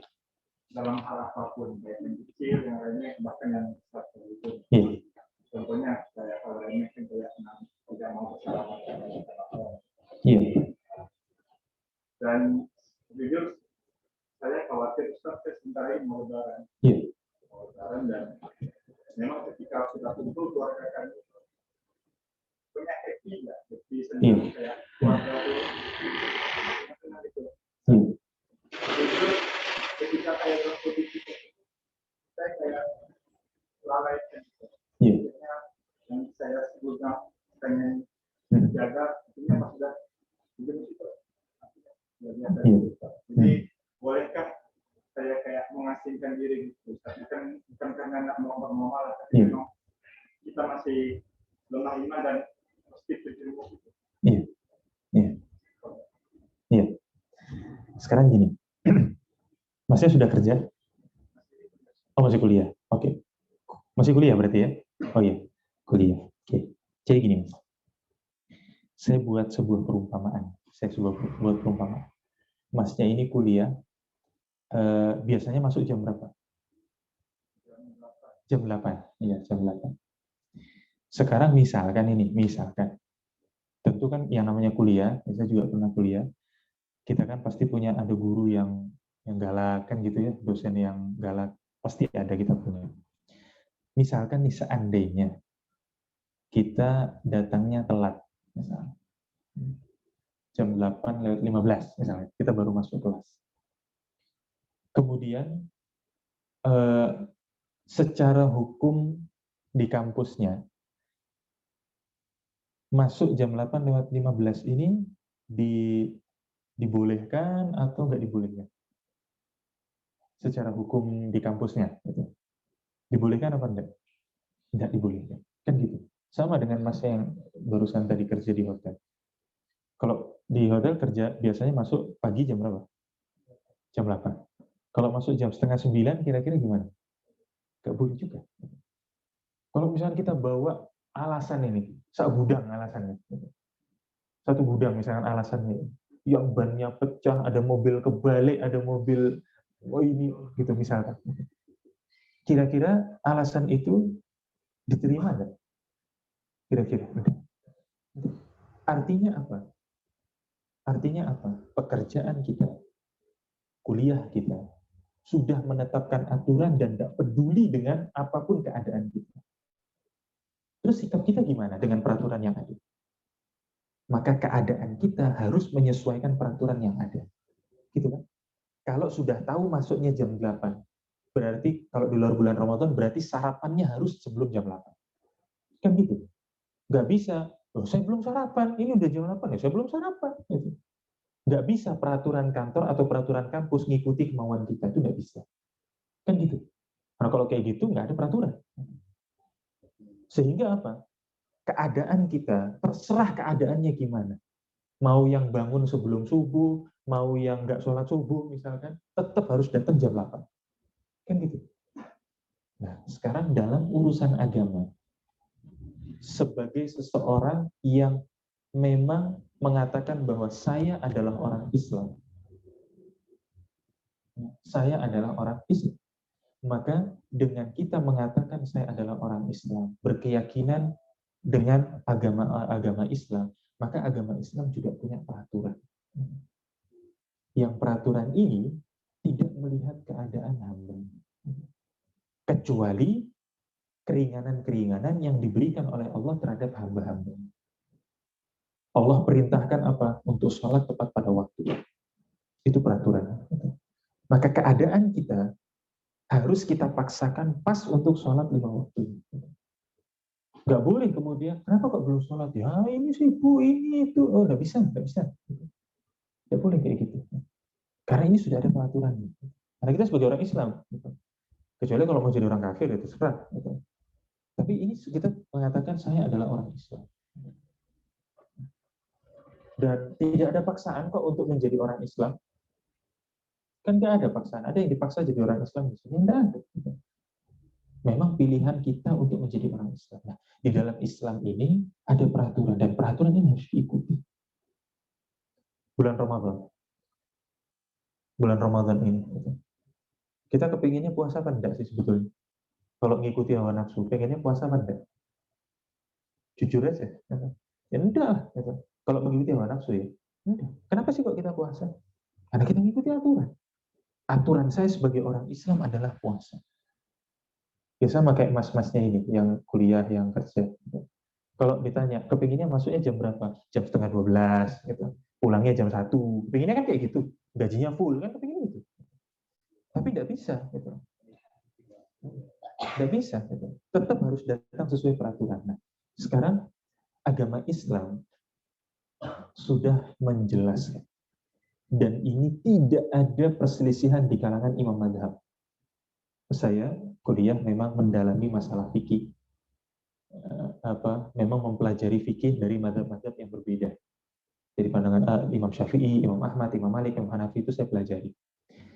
Untuk masalah ini tidak ada perbedaan di kalangan 4 madhab. Dari Imam Syafi'i, bahkan Imam Syafi'i keras sekali masalah ini. Imam Ahmad, Imam Hanafi, Imam Malik, semuanya berpendapat sama bahwa bersentuhan, bukannya salaman, bersentuhan antara laki dengan perempuan yang bukan mahramnya, hukumnya haram. Semuanya sepakat. Jadi kalau misalkan, di Imam Syafi'i nggak boleh ya, coba lihat Imam Ahmad, tetap aja nggak boleh. Tetap aja nggak bisa. Nah, kenapa sih kok kemudian 4 imam mazhab ini sepakat seperti itu? Karena Nabi Shallallahu Alaihi Wasallam memberikan ancaman. Ancamannya ini berat. Nabi SAW sabdakan apa? La an yut'ana fi ra'si ahadikum. Seandainya kepala seseorang di antara kalian tuh ditusuk dengan jarum dari besi, khairun lahu. Yang kayak gitu masih lebih baik daripada dia bersentuhan dengan wanita yang tidak halal baginya. Sekarang ada yang mau kepala saya tusuk dengan jarum? Saya paku gitu, jarum yang jahit aja, yang kecil aja. Mau? Tidak mau. Kita sudah membayangkan rasanya itu kayak gimana. Tapi kata Nabi SAW, yang kayak gini, model kayak gini, masih lebih baik daripada rasa sakit yang akan dia terima nanti di akhirat. Kayak gitu. Terus pertanyaannya, Ustaz, gimana? Ini kan nanti saudara tersinggung dan yang lain sebagainya. Saya buat kondisi lebih ekstrim daripada itu. Kalau itu kan hanya tersinggung aja, khawatir tersinggung. Ini ada kondisi lebih ekstrim. Rasulullah Shallallahu Alaihi Wasallam ketika satu waktu ada sekelompok wanita, bukan satu, sekelompok wanita. Mereka datang ingin masuk Islam. Bayangin, ingin masuk Islam di waktu di mana orang-orang Islam itu tak banyak, tidak banyak. Mereka rombongan mau masuk Islam. Kebiasaan Nabi SAW kalau ada orang masuk Islam itu apa? Jabat tangan. Kebiasaan Nabi itu begitu. Kemudian, maka karena wanita-wanita ini tahu kebiasaan Nabi itu menjabat tangan, maka wanita ini mengulurkan tangan. Udah diulurkan tangannya. Apa jawaban Nabi SAW? Beliau mengatakan, Inilah usofifun nisa. Aku tidak berjabat tangan dengan wanita. Kalau kita mau pakai modal khawatir tersinggung, kira-kira kalau kelompok wanita ini tersinggung, misalnya, apa jadinya ini kira-kira? Kalau mereka ini tersinggung, kira-kira apa akibat? Nggak jadi masuk Islam. Kan gitu. Udah niat mau masuk Islam, bisa dibikin ini. Tapi Nabi SAW nggak peduli. Karena apa? Beliau terikat dengan aturan Tuhan. Jadi walaupun keadaannya seperti itu, maka apa? Tidak bisa. Tidak bisa. Nah, saya juga seperti itu. Saya dibesarkan di dalam keluarga yang menganut adat Jawa. Ada orang Jawa di sini? Tidak ada. Tidak ada orang Jawa. Kalau ada, koreksi saya kalau saya salah.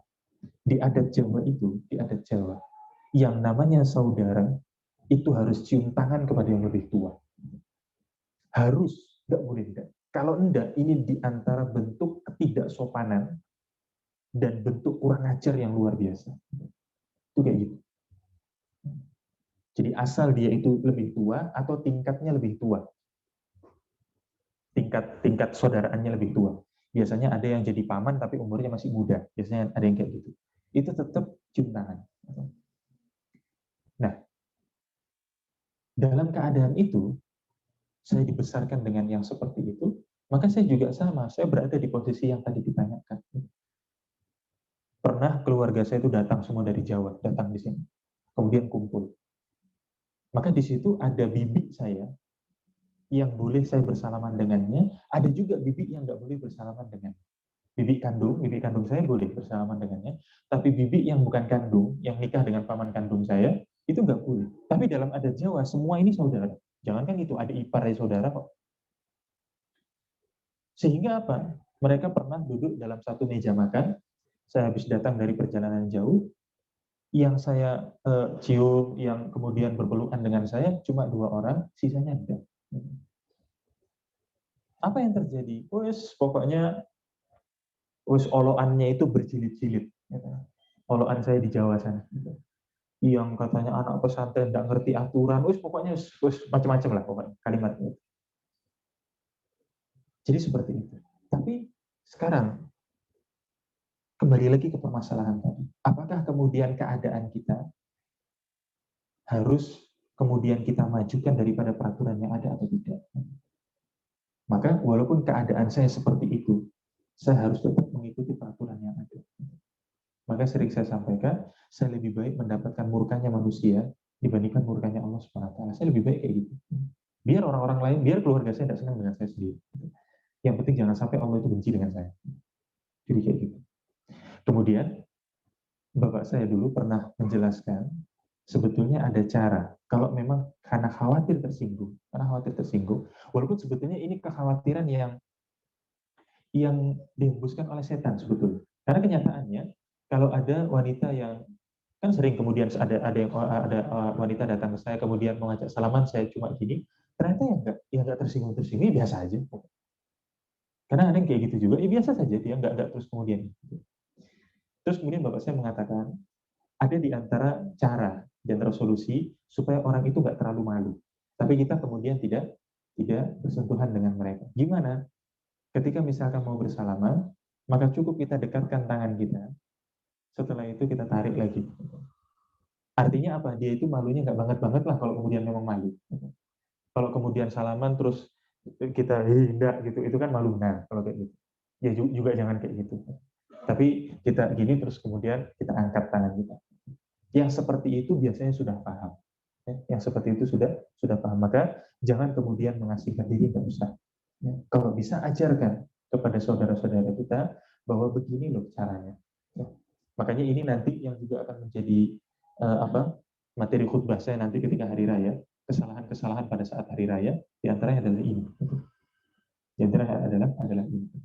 Jadi kebiasaan orang-orang bersentuhan antara laki dengan perempuan yang bukan mahramnya. Siapa sih mahram itu?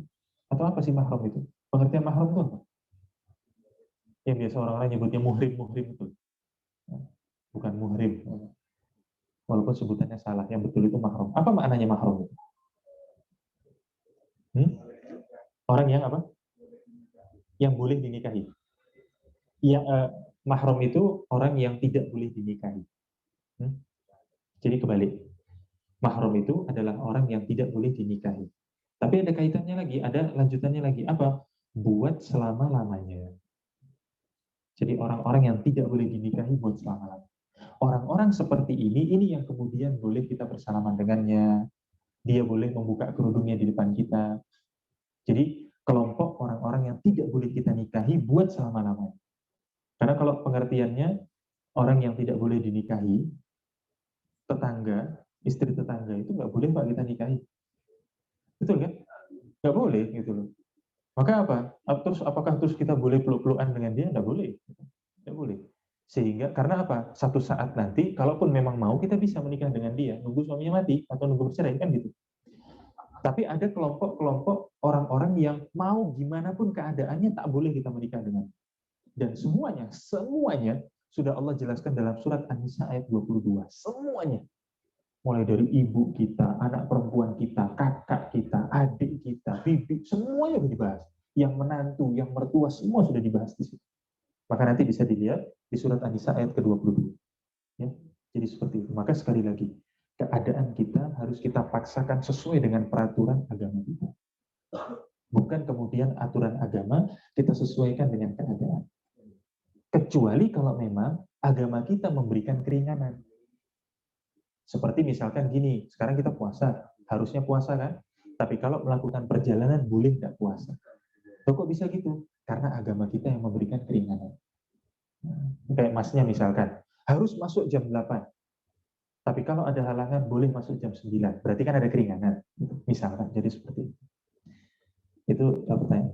Kemudian ini ditanyakan, bagaimana kiat agar bisa menjaga sholat kita khusyuk? Khusyuk itu artinya tenang di dalam sholat. Gimana caranya menjaga sholat kita agar khusyuk? Yang pertama adalah apa? Membuat suasana dan keadaan yang mendukung kekhusyukan sholat. Makanya kenapa di masjid-masjid suka ditulis apa? Matikan HP, kan kayak gitu kan? Demi menjaga kekhusyukan sholat, matikan HP. Nah, gimana kita mau sholat tenang? Sholat dangdutan keluar suaranya misalnya. Gimana kita mau tenang? Maka ciptakan suasana yang memang tenang. Ciptakan. Terus kemudian apa? Selain dari suara, ciptakan suasana tenang dari gambar-gambar. Usahakan apa? Ketika kita sholat, tidak ada tulisan, tidak ada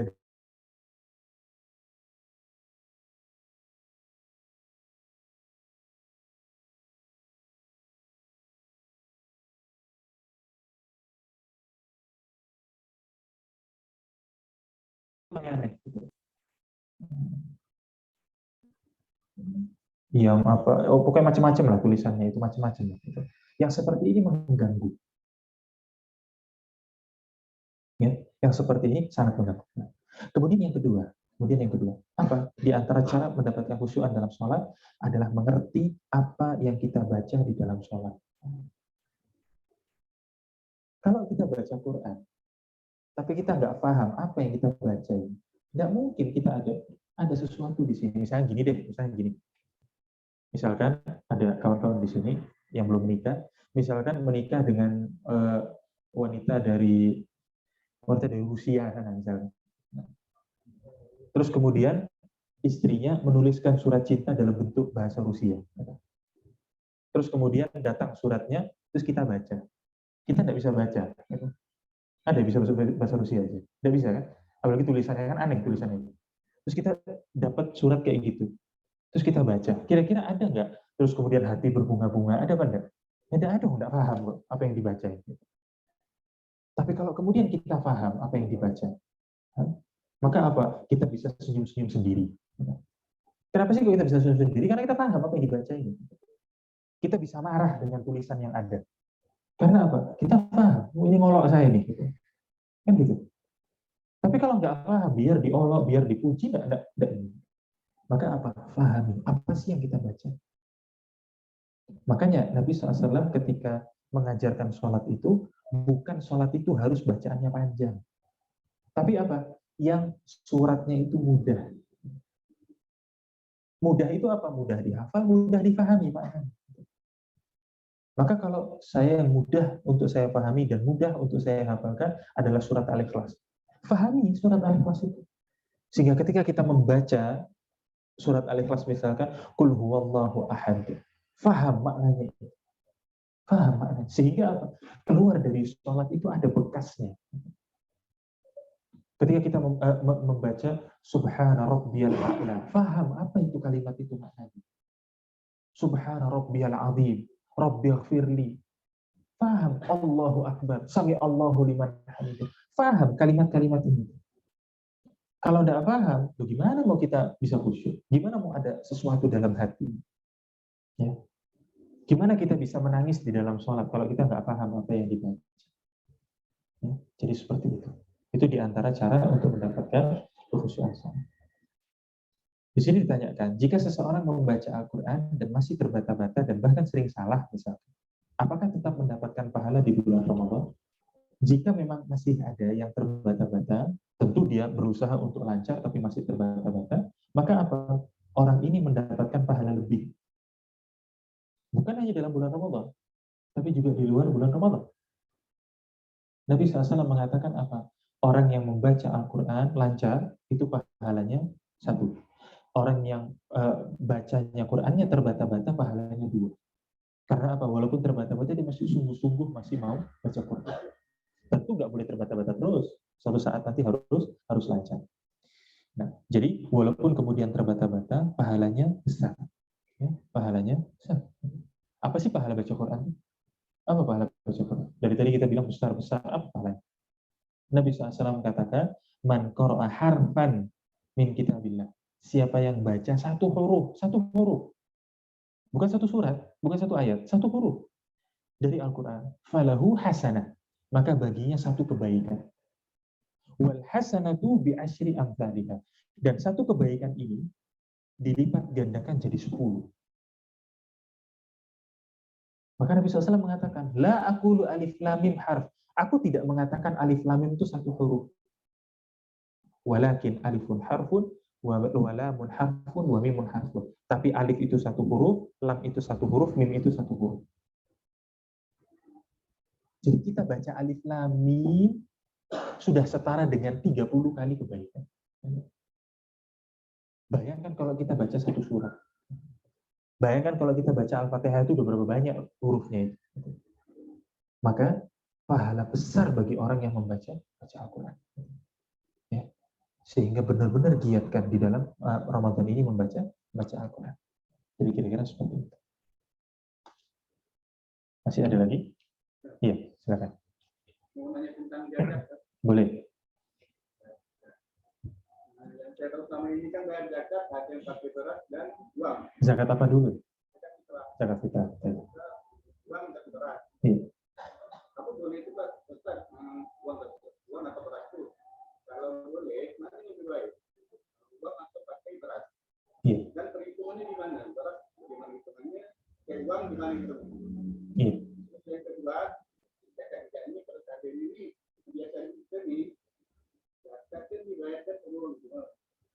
Dibayarkan sama orang tua, ya. Kita pernah nanya nih, orang tua, Pak, dekat saya ya? Aku boleh kayak gitu. Kalau seandainya ini itu nggak balik, kita kerja atau belum? Kalau kita yang bayar, aku boleh. Mana lebih baik? Orang tua yang bayarkan atau kita yang udah balik? Iya. Ada lagi? Ya. Yang pertama, Rasulullah SAW bersabda, "Faradha Rasulullah SAW zakat al-fitri sa'an min tamrin wa sa'an min syair." Rasulullah SAW mewajibkan zakat fitrah itu satu sok dari kurma, satu sok dari gandum. Ya. Artinya apa? Dari hadis-hadis tentang masalah zakat fitrah, Nabi SAW selalu menyebutnya dengan makanan. Ya Ustaz, duit kan di zaman Nabi belum ada. Siapa bilang belum ada? Ada enggak duit di zaman Nabi? Ada. Bentuknya apa? Namanya dinar dan dirham. Walaupun bentuknya emas dan perak, tapi itu dijadikan alat tukar. Dijadikan alat tukar. Beli onta, berapa dinar? Sekian. Berarti kan jadi duit. Tapi Nabi nggak pernah mengatakan, bayarlah zakat fitrah dengan duit. Sehingga sebagian ulama mengatakan, kalau ada yang membayar zakat fitrah dengan uang, zakatnya tidak sah. Ada yang mengatakan kayak gitu. Sebagian, tidak semuanya. Intinya apa? Yang paling utama pembayaran zakat fitrah adalah dengan makanan. Nah, terus sekarang, kalau tadi ditanyakan, apakah membayarnya itu lebih baik dengan uang atau lebih baik dengan beras? Sekarang pertanyaan saya, apa pengertian dari membayar itu? Jika yang dimaksud masnya tadi, adalah uangnya ini dititipkan kepada panitia masjid misalnya. Saya datang nih, Pak, ini saya titip masjid. Pak, ini saya titip zakat fitrah. Kemudian apa? Kita pesan, tolong ini belikan beras. Bagikan kepada orang miskin. Jika yang seperti ini, maka yang kayak gini boleh. Karena apa? Yang dimaksud pembayaran zakat fitrah itu yang sampai kepada orang yang berhak. Yang sampai kepada orang yang berhak ini bentuknya apa? Kalau bentuknya duit, itu nanti masalah. Tapi kalau bentuknya beras, maka nggak masalah. Ya sama kayak masnya datang ke saya, ini ada duit, tolong beliin beras, kasih ke rumah sana. Maka saya belikan beras, saya kasih. Yang seperti ini dibolehkan. Ya, jadi seperti itu. Maka hendaknya adalah dengan makanan. Makanannya makanan apa? Makanan pokok negeri tersebut. Jadi walaupun misalkan nih, masnya pergi ke Amerika, terus kemudian di sana saatnya waktu membayar zakat fitrah, misalkan. Maka gimana? Bayarkan dengan makanan pokok negeri tersebut. Walaupun saya makannya nasi, misalkan. Walaupun saya makannya nasi, tapi penduduk negeri tersebut makannya apa? Misalkan gandum, berarti kita keluarkan gandum. Ya, jadi tergantung negeri tersebut. Negeri tersebut itu makanan pokoknya apa. Sehingga kalau di kita pembayarannya adalah dengan menggunakan beras. Kemudian berapa yang harus dikeluarkan? Yang harus dikeluarkan adalah apa? 1 sok dari makanan. Sok ini satuan timbangan atau satuan ukuran yang dipakai di zaman Nabi SAW. 1 sok ini sama dengan 4 mud. 4 mud itu, 1 mudnya sama dengan 2 cakupan tangan orang dewasa yang ukurannya normal. Ya. Kalau ini tidak tahu ini normal apa enggak. Ya, kayaknya normal. Jadi yang tidak terlalu besar, tidak terlalu kecil. Nah, cuma kan ini ukurannya masih bias, ini masih enggak jelas. Berarti berapa kilo sih sebetulnya? Maka dalam kitab-kitab fikih saya lihat, kitab-kitab fikih yang belakangan ini, maka 1 sok itu ketika dihitung ada yang hitungannya 2,1 sekian kilo. Ada juga yang hitungannya 2,3 sekian kilo. Ada juga yang hitungannya 2,4. Maka seandainya kita keluarkan 2,5 kilo per orangnya itu 2,5 kilo, yang seperti ini sudah aman insya Allah. Sehingga hendaknya dibayarkan dengan beras. Kemudian beras yang kayak gimana yang harus kita keluarkan? Paling tidak adalah setara seperti beras yang kita makan. Jangan kita makannya itu beras 1 kilo 12.000, kemudian yang untuk dizakati itu nyari beras yang campur batu itu, jangan itu ya, kasihan orang-orang miskin itu kasihan. Nah, terus kemudian yang kedua tentang orang tua yang membayarkan zakat anak-anak. Jadi begini, zakat itu diwajibkan kepada setiap muslim. Mau dia anak kecil, wanita, laki-laki, hamba sahaya, merdeka, semuanya wajib. Nah, terus kalau kemudian anak-anak itu gimana mengeluarkannya? Maka itu ditanggung kepada orang yang menanggung nafkahnya. Ya. Sehingga sering sekali ditanyakan kayak tadi, ini ada orang bekerja, ada orang ini. Kita nggak lihat itu. Yang kita lihat, orang-orang ini di bawah tanggung jawab nafkah kita apa enggak? Artinya, kita yang nanggung makannya, kita yang nanggung minumnya, kita yang nanggung listriknya misalkan. Tanggung jawab nafkah kita atau enggak? Sehingga ini nanti masalah bisa dibolak-balik. Misalkan begini, Masnya tanya, saya punya orang tua saya sudah pensiun, sehingga saya yang ngasih makan dia, saya yang ngasih airnya, ngasih listriknya, ngasih semuanya, ngasih tempat tinggalnya, walaupun pisah rumahnya, tapi saya yang biayai misalkan. Maka yang seperti ini, orang tua ini berada di bawah tanggungan anaknya. Maka ketika pembayaran zakat, anak tersebut apa? Membayari yang ada di bawahnya. Nah, sekarang dilihat, kalau orang tua kita walaupun kita udah kerja, apakah kita masih menjadi tanggung jawab orang tua kita atau tidak? Tanggung jawab nafkah. Jika misalkan tidak, maka hendaknya kita keluarkan sendiri. Jika misalkan sudah punya penghasilan sendiri dan memang mau mengeluarkan zakat fitrah sendiri, maka silahkan. Nggak ada masalah. Jadi misalkan, karena zakat fitrah kan nggak besar. Jadi misalkan ngomong ke orang tua, Pak ini boleh enggak saya tahun ini saya bayar zakat fitrah sendiri, misalnya. Boleh apa enggak? Kalau orang tua bilang, ya sudah enggak apa-apa, silahkan. Tapi kalau orang tua bilang, enggak, saya tanggung, karena kamu tuh masih di bawah tanggungan nafkah saya, kita nuruti orang tua. Jadi seperti itu. Ada lagi? Kalau enggak ada, saya pulang. Iya.